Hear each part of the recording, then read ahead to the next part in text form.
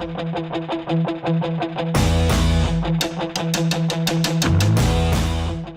so ready. I'm let's really get this excited. in the middle, Okay. and this is always under the heart. You see the heart up there? Yeah. It's pretty cool. That is super cool. That's pretty cool. Yeah. So, all right, I think we're ready. All right, ready? Here we go. That's our camera. Hi. So we're gonna look up there. So Okay, 3, 2, 1. Wow. Hey, Keith Mohr here from Musicians Anonymous. We're back here at Live Oak on Demonbreun Street, right at the start of Music Row in Nashville, Tennessee. I am here with Alyssa Jacey. It's good to meet you here. Nice to see you. And it is so good Very to have proper. you guys. Yeah, yeah. I hugged him earlier. We're cool like that. Nice. I like getting hugged. So it's great to have you here. Now, Alyssa, I'm going to talk about you in third person. Sorry, I'm not here. I have been keeping tabs with her for a long time on the Facebook, and you know we kind of talk every now and then, and she might need help with a piece of gear, and I try to help. You know how it is. And but one thing I've noticed about what you're doing is you are a mover and a shaker. So how long have you been doing this singer-songwriter artist thing, and where'd you come from, and how long have you been in Nashville, and just give us some backstory. Sure. Yeah. Well, I'm from San Diego, California. Beautiful. I moved to Los Angeles after my second year of college in San Diego to pursue my lifelong dream of being a hip hop instructor, a choreographer, a dancer. Yeah. So from 4 years old to about 23, I was dancing in music videos and choreographing. I was on professional teams. I was on TV. I danced at Disneyland. I danced at the Super Bowl. And I really thought that by moving to LA, I might become Justin Timberlake's backup dancer. Oh, that was the goal. That was the dream. Well, either Justin Timberlake or Janet Jackson. One of those two. Either one. Those were my two pretty darn favorites. good. And what I discovered, or what other people around me discovered after moving to LA was I had a voice. I had not sung earlier in my life. I never wrote a song, didn't play instruments, and when I moved to LA, I would sing to myself at work. And my friends one night just kind of semi-forcefully pushed me up into a karaoke stage and Karaoke. made me sing, and I sang Life Goes On by Leanne Rimes. Yeah. It was the first, which is shocking, and now I'm in Nashville. Yeah. And then I was waiting tables that night, so I got off, that was actually at our place of work, so I got off the stage, and I had every single table I was waiting on, and people at the bar asked me if they could buy a CD or see a show. Wow, and then David Foster signed you. Yeah, right. Wouldn't that be great? Oh, wouldn't that have been good? Yeah. He just got married to Catherine McPhee. Oh, well, Talk about younger. cute couple. Yeah, Oh, that's yeah. huge. Because he's like 75? She's about, 30-something? She's younger than me, I believe. Yeah, but, that's cool. So you got affirmation, right away, hey, this is something I should probably be pursuing. It took a year of affirmation, though. I'm not the kind of person that jumps on something just because someone tells me. I needed to feel it, and this was such a big deal to me to pursue this because it meant really taking a backseat with dancing. Yeah. So after a year of singing karaoke a minimum of once a week, and hearing the same things over and over and over again, I decided to, I called up the only producer I knew at the time in LA. Glenn Ballard. And no, that would be great too. That would be great too. Darn. And You know who that is? Yeah, of course I do. Yeah. He produced Alanis Morissette. Oh, Yeah. gosh, the person I get told I look like the Jagged most. Little Pill. Well, Yeah. I do. I love her, but I hear it all the time. kind of look like her. Bye. No. Okay, no, sorry. But Just no. kidding. But she Okay. doesn't wear blue. So no, she doesn't. No. So long story short, because it's kind of getting long now. Yeah. I called up my producer, this guy that I knew, and I said, "Can you record me? I think I might sing." And he's like, "Yeah, sure. What songs do you have?" I'm like, "Oh crap! I guess that kind of comes along with the thing." So I furiously wrote three songs within maybe less than a month. Yeah. And then I put out within a month my first EP. Okay. And so that's how the ball started rolling with music initially. And for those first 8 years, I was recording and performing and playing on all over San Diego. And, I worked really hard to just get out there because when you're 23 years old and you're just starting, that's really late in comparison to a lot of other artists. Yeah. So that's how my career started, was really just friends telling me that I should sing karaoke and then hearing it for a year and then pursuing it. That's what drinking will do. And that's what got me. That's what got me to Nashville. I felt like I had reached. I always go like this. I reached a ceiling in San Diego. I couldn't get any further, and I didn't really like LA. I don't like New York. Yeah. I just am not. I like it to visit for 2 days, and then. Yeah. And then Austin I had never experienced, and I had come to Nashville a couple times touring. I loved it. I've been here ever since, 7.5 years later. 7.5 years, man. And we were talking earlier before we started the interview that you met your current husband here. Yes, don't say current because it's my only husband. Well, I mean only husband. I will have ever had. Where did that come from? Okay. This is my 9th ring, Keith. Sorry. I'm just kidding. Yes, we met 3 months or so after I moved to town. We were friends for 5 years, and then about 2.5 years ago started dating, and now we're married. Let me see your ring. Did he? Oh, a blue. I was just wondering, was it a blue diamond? I'm very excited. It's a sapphire. I'll show you. Oh, it's a sapphire. Yes. Okay, I didn't know if there was such a thing as blue diamonds. I was going to think that guy had to really do a lot of work to get you a blue diamond. Yeah, we're going to work on that. So the sapphire. Okay. So since we're on the topic of blue, what is it about the blue? I mean, you're always wearing blue. I am always wearing blue. How do you know that I'm always wearing blue? Because I see it in all your pictures. Anytime I see you, you have got blue on. Yes. Okay. So where'd it come from? This started when I was 16. 16. It's just, and initially it began as an obsession, and this is a 3-minute story that I'll take down to about 15 seconds. Okay. I'm gonna chop it up real quick, and then off camera you can ask me whenever you see me. Yeah. I was so visually attracted to it that I wanted to stare at people where I instantly, when I walked in today, I could see from like 60, 70 feet away that he was wearing 2 shades of blue. The checkered one and the royal blue one. I see it everywhere. I can see behind the wall who's wearing blue. So it's just visually attracted to me. And then fast forward, about 10 years later when I started pursuing music aggressively, I tried to think of what can I do to stand out and not be the Alanis Morissette. Oh, you have long brown curly hair. Oh, you have a long face. Oh, you sound like Alanis Morissette. Oh, you whatever. How can I make myself different than this your average brunette singer-songwriter female? And everyone kind of already knew me back then as the blue girl, kind of, or the girl who likes blue. So I coined the term "bring the crew and wear your blue." Bring the crew, wear your blue. I like that. So you had a brand imaging statement. Instantly, from 2005 on. Where'd you learn that? Where'd you learn about that? How did you learn to be first, best, or different? The craziest thing about everything that's happening with this career is that it all just came organically. I didn't try. I didn't go to school for music, and now I'm doing it. I didn't go to school for branding, and it just happened. That term just kind of came out of me. Everything just happened. So it's been really hard work after those easy things came. Yes, well, sure. And to maintain as well, but I'm really lucky that just kind of happened. Yeah, well, I think one of the things that you have to do this day and age is be consistent in your content and your branding, because people tend to forget really quick and they're oversaturated with choices. So if you keep hammering them with the same thing over and over and over again, and I think the mistake a lot of independent artists make is that they don't think that what they're doing is important enough to really care. Let's talk about that. A lot of artists, especially younger ones, we're all sensitive. Every human is sensitive, but times that by either your age or your height and weight, or if you're female maybe, because some of us are a little bit more emotional than others, and we can take things so personally. Yes. But the one thing that I would try to suggest and throw in your face, as much as I throw blue in everyone's face, is to keep your blinders on and just focus on yourself. And don't listen to what other people tell you. That's a good I bit was of made advice. fun of by people kind of even close to me. Oh, no one's gonna wear blue to your shows. Oh, blue's so stupid. Da da da. Well, you'll have the naysayers, but the thing about it is, it's all about reputation, and you've built a reputation of being that kind of brand. Did you see the movie Yesterday yet? No. About the dude that.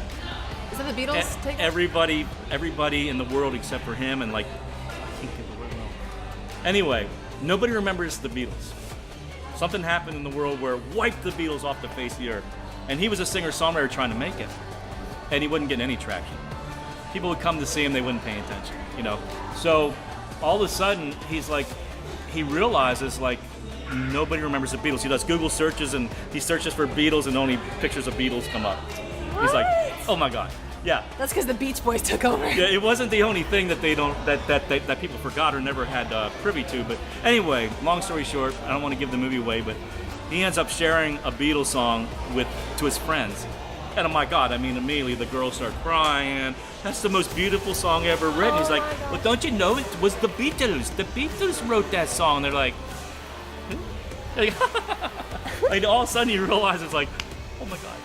So anyway, you got to go see that movie. But one of the things I realized was that even after he started getting famous, not real famous, but a little bit famous, he tried to share one of his own songs. and nobody really cared anymore. But then he shared the Beatles songs, and still nobody really cared until his reputation started building. And then all of a sudden, it was like, what came to my mind was you got to have the right content in the right context. Yes, I agree with that very much. Right. Yeah. So let's talk about context for you, because it's something that I've seen you doing, and it blows my mind. But you have kind of made a little bit of a career, not full time, but every time you seem to do it. Tell people what you're doing, because I can't even tell them what you're doing, but it's so unique, and I've never seen it done anywhere else. Tell them what you do. Are you talking about flight? Yes. Okay. Yes. I'm like, music flights. Carry the two? What are you talking about? Music flights. I sing on Southwest Airlines. Oh my gosh. So cool. So how'd that happen? Here's what happened with that. It was October of 2016 when I came back from my 4th tour to Europe in 13 months. Wow. And that was the first time I heard about something called Live at 35. Live at 35 is something that's been happening for 6 years. Oh. Before that, I had no idea. I had no idea. Southwest is the only airline that does it. And so I had a meeting with the president of Live Nation in New York City on my one-day layover. I remember your post. Oh my gosh, that was such a crazy I was thinking, day. Everything that happened that day was magic. I won't get into it, but oh my gosh, the universe works in so many amazing ways. Oh yeah. So I had this meeting with him, and I was like, perfect person to ask. I bet he can help, and I don't like to ask people for help, and I certainly don't like to ask people for help the day that I meet them. Yep. This is a one-off thing. I can honestly say the first time I've ever asked someone of that stature for help when I first meet them. Yeah. I've been friends with Doc McGee for 10 years. Oh yeah. And I only just started asking him for advice like the last 3. Okay. So anyway, so I just kind of came out with Ron Delsner is his name, and I said, what do you think about this Live at 35 thing? Can you help me get on there? He's like, what's that? He didn't even know. So he had no idea. I'm like, it looks like I'm gonna have to take matters into my own hands. The reason why I started playing guitar is because I got canceled on by 8 guitar players. I take matters in my own hands. You learn. You learn. So I just walked on my flight. There was the very next day back to Nashville from New York City. And I walked on. I was like, have you heard of Live at 35 before? Like, oh my gosh, yeah, we love that so much. And I said, well, how would you like to have that happen today? And they go, you can do that? Oh.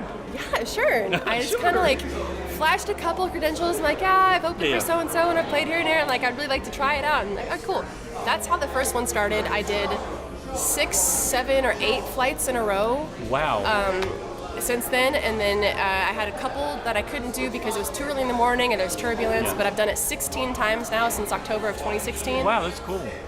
And do they like give you something because you do it? I usually end up just I give out so many of my business cards, and I get free drinks. I mean, you got a captive audience. But mark my words, I'm just going to be honest with you. I have not made a single dime from doing it, while I know that international artists that are signed or what have you have made money. This is only signed artists that do this. I have yet to see a single unsigned person. So you're the only one? Do it. I believe I'm the only person in the world because I keep asking, and they're like, oh yeah, so-and-so's done it, so-and-so, but no one ever says like this one kid from Nebraska. So Live at 35. I'm going to make a compilation video this month and put it out on YouTube and put it out on Facebook that shows I think I have proof of 15 out of 16 times that I did it. Okay. And hopefully it'll get to a Southwest person, and all the times that I've been playing at Hotel Indigo with Southwest people there, I keep telling them, and I have pilots and stewardesses and stewards, oh, we fly for Southwest, you should definitely get paid for that. Whatever, so I'm going to try. I'm going to keep trying. Just keep going. Maybe I'll be the Southwest girl. Man, that is cool. So that's a really unique thing. You were telling me off camera that you're now broadening out from music into acting? How'd that happen? Several different things. Okay, so I started as a dancer. I became a singer and a songwriter. Yeah. From singing and songwriting and being a goofball on Balcony TV. Balcony TV. Mm-hmm. They asked me after my first performance on Balcony TV here in Nashville, would I like to audition to be the co-host? That was 5 years ago. Okay. And I remember Balcony TV. Is it still going? It was canceled April of this year. Oh, I remember it. We were in like 80 different countries. Oh my gosh. It's amazing. So sad to hear that it's done amazing. because it has been one of the most amazing experiences. I look forward to our one day of filming every 5 weeks so much. Yes. So disappointed that it's gone, but what wonderful memories. And so anyway, so I was just kind of goofing off when I performed as an artist on that show. And the producer was there and said, why don't you audition? You come in, next time we shoot.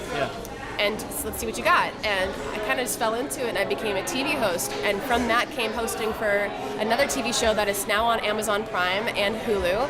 Wow. Hosting for another TV show What that's is it? local. What shows are they? I don't want to say the name Okay, not yet. because They're just- the one that it's on TV that you can watch right now, I don't want people getting that. Go to YouTube and look up Alyssa Jacey TV. Okay. And you'll find my TV demo reel, and you'll see all these different I shows got listed you. on there. Jacey. Jacey, yeah, Right. Alyssa Jacey TV. Because this balcony TV, for example, all off the cuff, all just like this, Yeah, interacting. yep. Doesn't matter what you say, you Yep. wear whatever you want. With the other one, it was scripted on a teleprompter, and it wasn't my writing, so I was stiff, and the producer wanted me not to. Yeah, I got you. Whatever. So Yeah. there you go. But okay, so dancer, choreographer, singer-songwriter. There came the TV hosting thing. I've been singing the national anthem since 2008, and that has really kind of taken off. I've got a video of me singing in front of 15,000 people at a Padres game, 5,000 at some other thing in San Diego. So national anthem, and then from that came owning my own business, and that is a mentoring kind of career coaching business. Oh, I didn't know that.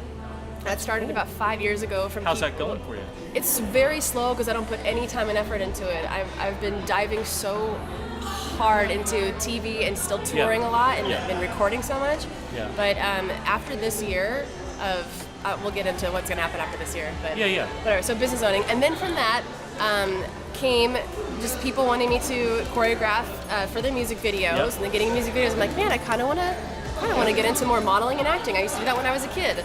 So I got signed about 6 or 7 weeks ago to a modeling agency. Oh my gosh. And they are modeling/acting. So That's sweet. that's why I'm starting to act a lot more and do a little bit of modeling. Just did a Chico's fashion show 3 weeks ago. You got a lot of little revenue streams coming in, huh? They're all very little, keyword. Right. They're revenue creeks. They're revenue creeks. Right, they flow into a stream. And I'm pursuing them with all of my might until hopefully one or more stick. Well, that's what you got to do. I mean, if you don't work, you don't eat. Well, that's right. And, I like to eat. And sometimes I do too, especially Thai food. Yes. Oh, I love Thai food. And sometimes it feels like I'm spinning my wheels because I'm not, at times I feel like, man, I should be making more than this, but you can't really say that. You can't say I should be. No, it's just, it'll happen when it happens, and I just have to work hard. You got to be creating momentum. And you can't steer a boat that's not going through in motion. That's right. You know what I mean? So you got to keep going. We were just talking about that. I mean, I started up this show just a couple weeks ago, and I don't know if anybody's going to watch it, but if you don't do it, you don't know, and if you don't know, then nothing's going to happen. And if you don't know, now you know. Now you know. But the thing is, you start in the mailroom, and hopefully you'll end up in the boardroom. That's right. And you might as well start in your own mailroom, because I'm a big proponent of being independent, and I don't want anybody telling me what to do. Is that how you are? I don't want the man to tell me. I don't want the man to tell me. I certainly don't mind. I like constructive criticism, and I love direction. I wouldn't mind hearing advice, but I certainly, ultimately, it's up to us to make that decision. Yeah, man. I've been an independent businessman for 25 years, and I think, it's the curiosity that drives us. What is going to happen? Yeah, exactly. You never know. You'd never know. That is my favorite phrase in the entire world. I haven't tattooed it on me yet, but I have 5 tattoos, and I have been thinking for the last year I want to get you never know on like the inside of my finger. So when I'm looking down, I can always say you never know, because you never know. This is what I tell my clients for my business. You never know who's in the audience watching. Yeah. You never know who knows someone who knows someone. You never know who you're going to run into on an airplane. That's why I keep singing for free. You just never know. You just never know. You never know. No, but that's what makes music so fascinating, is that it just takes one song that people go, holy cow, I got to hear this song again and again and again. Or one set of ears, or one mouth to tell another person about it. It can happen. It can happen. Keep going. That's why so many people come to Nashville to try to do it, because you just never know, and what you do is unique to you, and what somebody else would do is unique to them. So, gosh, you got all these irons in the fire, man. It's like you're just stoking the fire. It's going. You've been married, what, a little over a year now? September 1st will be a year. Yep. Okay, so time flies. What do you think's going to happen in a few years? Do you have any idea? Or what do you want to have? You never know. You never know. You never know. You never know. I just plan, so for this particular year, my plan is, and I have been doing this now, releasing a new song every single month. Oh, that's smart. It's really difficult for me to do because I'm the kind of instant gratification person where once I record a song, I want to give it to you. I want you to hear it. Yeah. It's hard to wait. Oh, I'm still on a couple shows. I'm like, I gotta get shows out. But I can't do too much because you oversaturate and people go, hold on a minute. You're force feeding me now and I'm not gonna come back. Totally. So you gotta pace yourself. We just killed the audience on Alyssa. So sorry. They all just fell down. Their minds exploded. So anyways, you gotta pace yourself. Yes, pace yourself. So this year in particular, while I'm kind of slowly but surely weeding through the experiences of acting and modeling, I'm continuing to write, I'm continuing to perform nonstop, I'm continuing to record a lot and do the full-blown music thing, but I am 37, and I have been doing this for 14 years now, so by the end of the year, by January, I will be 38, I will be doing this for 15 years, and at some point you have to be honest with yourself, and if one of your little creaks instead of streams isn't working, hard to do, then you look yourself in the mirror and you say, what's next? Yeah. So at the moment, I am spending the next 6 months or however many months we have left, 5, on busting my butt in music. And if nothing greater than has happened already by the end of the year, I'm going to still play music. I'm just not going to go after it as heavily as I have in the last 15 years. Because you just have to be honest with yourself. At some point, you just have to look yourself in the mirror and say, win in Rome. Yeah, I know. I just closed a business that I was running since 1997. And it was hard, but I realized it doesn't make any sense to continue to water a dead tree. There you go. And it's hard to know when that tree is dead. When your passion dies, maybe. I mean, I don't well, know. that is true. Or when reality sets in. Man, that's true. That's true. So, gosh, I mean, you're wise. I'm 37. I freaking better be. I mean, thank you though. Do you write your songs by yourself, or do you co-write with other people? I have co-written. I have had a couple people cut songs that I've written with them. Yeah. I did go into the studio in February and I recorded a song that I wrote with another girl, but it just didn't turn out the way that either one of us really wanted, so I'm not going to release it. Okay. But outside of that, I've written over 400 songs of my own. Man. I've released 8, anywhere from EPs or full-length records, 15 and counting singles. Wow. So, but one a month. You're going to do one song a month. And they're all different genres. I have so many. I'm like, gosh. Yeah, what is your favorite genre? Oh, I can't wait for this one. My favorite genre is probably the song I released in March. If you look up Love Is All You Need, I love acoustic, I love pop singer-songwriter, I love a really easy listening lyric and voice. That song is all positive, motivational, uplifting lyrics. Every single line in the whole song is. And then I rap a little bit towards the end. Oh, sweet. And that gets my personality out. And I'll have to go check that out for sure. And it's online now? It's online right now. Is it a video too? There's a video as well. It's a very simple video. Do you mind if I put it into the show? And let Absolutely, yeah. Love is all you need. So Love Is All You Need. So why don't you guys watch this right now, and then we'll come back and we'll wrap the show up. Sound good? Yeah, that'd be great. And make sure you look out for, I have a single releasing this month. When did this come out? It'll come out relatively soon, within a couple weeks. So by the end of July, can I do a quick, 1 more minute thing? Yeah. Okay. My husband and I, for our wedding night, wrote each other songs that we're not allowed to share with the world or with each other or our families before the night of. So I wrote him a song called Favorite Person, and we recorded it in an instant just with a guitar, vocal, and a hip-hop backing track. I took it into the studio yesterday where I was for 12 hours, not expecting for it to turn out the way that it did. We wiped everything from the initial song and built it from scratch, no guitar, vocal, extreme vocoder, which changes the way your voice sounds a little bit, and added all this cool stuff, and it's so pop now, and there's a huge rap, even bigger rap than. But now you still can't share with anybody except for him. No, we are officially. Or are you gonna have to come up to? Or are you gonna have to have an addendum to the contract? No, the contract's void at this point. We are a fish. So look out for favorite person at the end of this month. You're gonna release it. Definitely gonna release it. That is so cool. I'm amped. We were my producer and I couldn't stop messing with it yesterday. We were having so much fun. Oh yeah, you know when Costly. that starts happening, man, it's so cool. And you start doing vocal layers and you just hear it come to life. Building. Like, Yeah, what about building. this sound? There's a lyric where I say the word heart, and I'm like, can we look up a sound that goes gong, gong? So we have like a heartbeat in this one part. dude, Oh I can't man, wait to I'm hear so it. amped. I can't wait. So, are you going to release it like to everybody at the same time, or do you have like a fan club where if they do like a membership thing, you get the song of the month? Have you done that thing? I have done something like that multiple times, but this particular year, I think I'm just giving Let it it go.